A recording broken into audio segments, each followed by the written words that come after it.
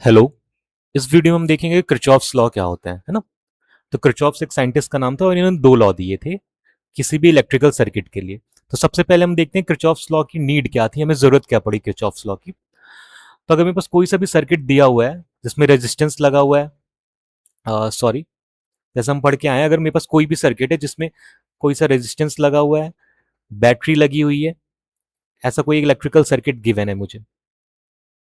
तो इस electrical circuit को अगर मुझे सॉल्व करना है, यहाँ पे अगर रेजिस्टेंस दे दे, यहाँ पे कोई वोल्टेज दे दे, और अगर मुझे करंट पता करना हो आई की वैल्यू क्या होगी, तो हम बेसिक अपना ओम्स लॉ लगा के V is equal to I R current की वैल्यू पता कर सकते हैं। ठीक है।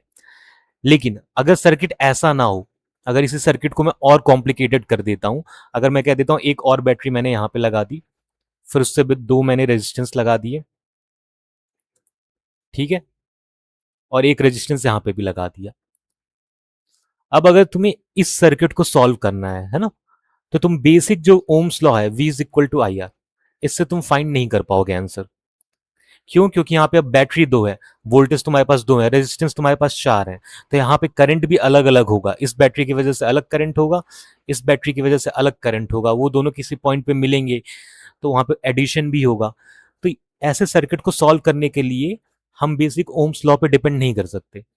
तो तब किरचॉफ्स ने दो लॉ दिए, और दोनों लॉ यहाँ पे क्या है, किस नाम से हम जानते हैं उसे, केसीएल और केवीएल।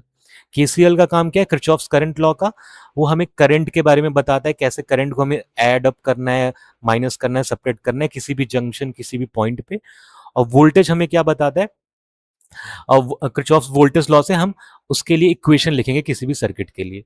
तो ये दोनों लॉ की मदद से हम इसे सॉल्व करेंगे कोई भी इलेक्ट्रिकल सर्किट। इसीलिए किरचॉफ्स के दोनों लॉज बहुत इंपॉर्टेंट है। तो सबसे पहले हम देखते हैं किरचॉफ्स का करंट लॉ क्या कहता है ना। तो बेसिक जो करंट लॉ है किरचॉफ्स का, वो क्या स्टेट करता है कि it states that the algebraic sum of all currents, है ना, algebraic sum of all currents meeting at the junction node is zero. ठीक है। तो इसका क्या मतलब हुआ कि जो भी टोटल करंट है किसी भी पॉइंट, किसी भी जंक्शन पे, है ना, नोड और जंक्शन का मतलब क्या हुआ, ऐसा पॉइंट किसी सर्किट में जहां पे एक से ज्यादा वायर आके मिल रहे हो, तो उसे हम क्या बोलेंगे, नोड और जंक्शन। तो वहां पे करंट का सम क्या होना चाहिए, जीरो। तो इसे मैं देख लेता हूं, इसे डायग्राम से देखते हैं कि किरचॉफ करंट लॉ अगर हम डायग्राम में देखें तो कैसा दिखेगा हमें।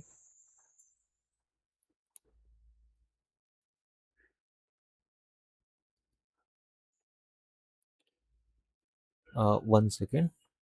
हाँ। तो इसका डायग्राम क्या लिखा है यहाँ पे, सबसे पहले इंपॉर्टेंट पॉइंट क्या है, जंक्शन और नोड।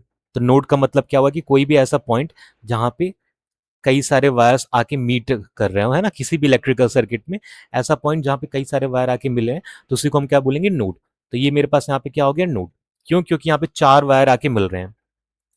अब किरचॉफ्स करंट लॉ क्या कहता है, जो कि सीएल है, वो क्या कहता है कि जो सम होगा करंट का इस पॉइंट पे वो कितना होना चाहिए, जीरो। इसका क्या मतलब हुआ कि अगर इसमें कुछ करंट आ रहा है I1 इस डायरेक्शन में, इधर से कुछ करंट आ रहा है I2, और इधर बाहर की तरफ कुछ करंट जा रहा है I3, और इधर कुछ बाहर की तरफ कुछ करंट जा रहा है I4। तो अगर ध्यान से देखो यहाँ पे I1 और I2 करंट क्या है, दोनों नोड की तरफ मूव कर रहे हैं, है ना, टुवर्ड्स नोड। तो इतना करंट नोड की तरफ आ रहा है ना, और नोड से बाहर जाने वाला करंट कितना है, I3 और I4। ठीक है। तो इसे मैं लिख देता हूं away from nodes, away from node.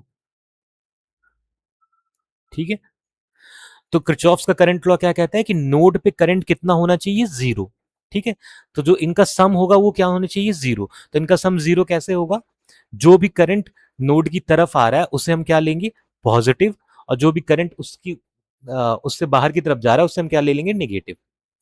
तो जब हम इसे मैथमेटिकली लिखेंगे, तो मैथमेटिकली इसे हम इसी चीज को कैसे लिखेंगे, हम क्या लिखेंगे कि I1 करंट, प्लस I1 लिखा मैंने क्योंकि नोड की तरफ आ रहा था, ऐसे में क्या लिखूंगा, प्लस I2, ये भी नोड की तरफ आ रहा था इतना करंट, और बाहर कितना करंट जा रहा था, -I3 और -I4। माइनस क्यों लिखा, क्योंकि ये दोनों करंट I3 और I4 क्या है, बाहर की तरफ जा रहे हैं। इनका ये जो सम होगा वो क्या होगा, जीरो के इक्वल होगा। तो यही हमारा क्या था, किरचॉफ्स का करंट लॉ। ठीक है, तो ये मैंने क्या बोल दिया कि ये हमारे क्या किरचॉफ्स करंट लॉ। तो ये बेसिक लॉ था, इसे एक एग्जांपल से समझते हैं कि एग्जांपल में क्या होगा। तो लेट्स से मैं एक एग्जांपल लेता हूं यहाँ पे कि मेरे पास एक सर्किट है जिसमें दो रेजिस्टेंस लगे हुए हैं, एक ये R2 है, एक ये है R1। ठीक है, और ये बैटरी से यहां एक बैटरी से कनेक्टेड है। ठीक है, तो यहां से कुछ करंट आ रहा होगा आई। ठीक है, तो इस करंट की अगर वैल्यू मुझे दी हुई है, अगर इस करंट की वैल्यू मुझे दी हुई है कितना, लेट्स से आई की वैल्यू दी हुई है 4 एम्पियर। ठीक है, तो यही करंट जो आई है ये बाद में किस में डिवाइड हो गया, I1 में और I2 में। ठीक है, इसके बाद दो पाथ थे, ऊपर साइड R1 पे जा सकता था और R2 पे जा सकता था। तो कुछ करंट R1 की तरफ चला गया, कुछ करंट R2 की तरफ चला गया। तो इसे मैंने क्या लिख दिया, I1 और I2। ठीक है, और I1 की वैल्यू अगर मुझे गिवन है 1 एम्पियर, तो I2 की वैल्यू कितनी होगी, अगर ये क्वेश्चन है। ठीक है, तो बेसिक सा यहां हम डायग्राम को देख के भी समझ सकते हैं कि आई करंट आ रहा था यहां से, फिर यही करंट दो हिस्सों में बटा, एक I1 में और एक I2 में। ठीक है, अब ऑब्वियस सी बात है, अगर आई मेरे पास 4 है, I1 मेरे पास 1 है, तो I2 की वैल्यू 3 होगी, क्योंकि यही 4 दोनों में डिवाइड हो रहा था। तो अगर I1 1 है तो I2 मेरा कितना होगा, 3 होगा। और इसी को हम क्रिचॉफ्स के करंट लॉ से भी लिख सकते हैं। हम क्या लिख सकते हैं, I1, यहाँ पे एक नोड ले सकते हैं इस पॉइंट को। तो ये जो पॉइंट को मैं क्या कह रहा हूं, ए पॉइंट क्या है, मेरा नोड है। तो मैं कहता हूं नोड, नोड ए पे हम देखते हैं कि नोड ए पे क्या है मेरे पास, आई करंट प्लस लिया मैंने क्योंकि वो अंदर की तरफ आ रहा था, बाहर की तरफ क्या जा रहा था, -I1 और -I2, ये दोनों उस नोड से बाहर की तरफ जा रहे थे, इसलिए मैंने इन दोनों को माइनस लिया।